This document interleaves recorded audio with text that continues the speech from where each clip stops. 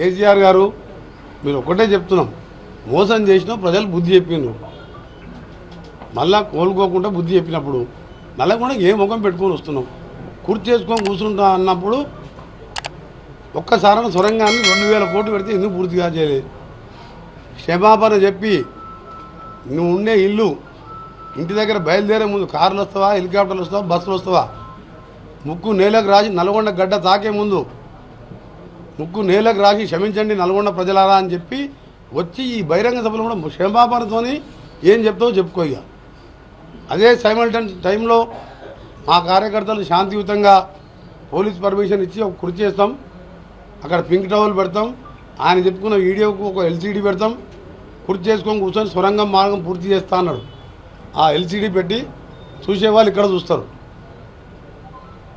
మేము కూడా లిమిటెడ్గా మున్సిపల్ చైర్మన్, వైస్ చైర్మన్, మా టౌన్ కాంగ్రెస్ వాళ్ళు ఉన్న రైతుల సమక్షంలో అది ప్రదర్శించాలనుకున్నాం. దానికి ఏర్పాటు చేస్తున్నాం 13వ తారీఖు రోజు. దాన్ని మీరు కూడా చూడండి.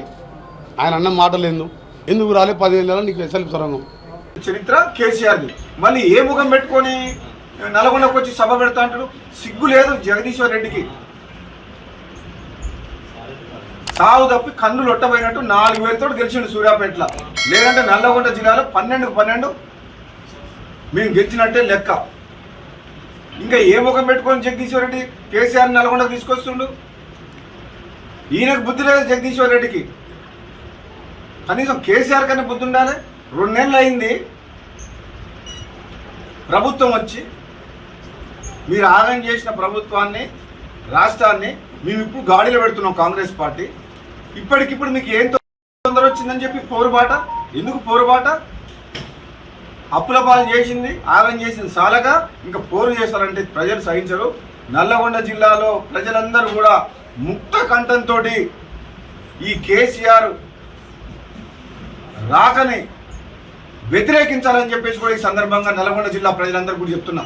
నల్లగొండ జిల్లాకు తీరని అన్యాయం చేసిన వ్యక్తి ఎవరైతే ఉందో ఈ తెలంగాణ రాష్ట్రంలో కేసీఆర్, టీఆర్ఎస్ పార్టీ, జగదీశ్వర్ రెడ్డి, అటువంటి వ్యక్తులు నల్లగొండ జిల్లా ప్రజల మీద దొంగ ప్రేమ, కపట ప్రేమ చూపిస్తామని చెప్పి ఈరోజు సభ పెడుతున్నారు. ఎవ్వరు కూడా నల్లగొండ జిల్లా ప్రజలు గ్రామాల్లో కూడా పార్టీలకు అతీతంగా టీఆర్ఎస్ పార్టీ నాయకులందరినీ కూడా చెప్తున్నారు, మీరు గుండె మీద చేసుకోండి.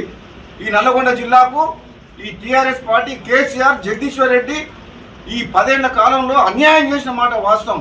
శివన్నగూడ రిజర్వాయర్ కాదు, మా ఉదయ సముద్రం బ్రాహ్మణవెల్లల ప్రాజెక్టు కాదు, కనీసం చిన్న చిన్న ప్రాజెక్టులకు మైనర్ ఇరిగేషన్,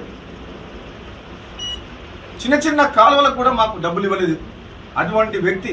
అదే నాకు ఉత్తర తెలంగాణ మీద లక్షల కోట్ల రూపాయలు ఖర్చు పెట్టింది.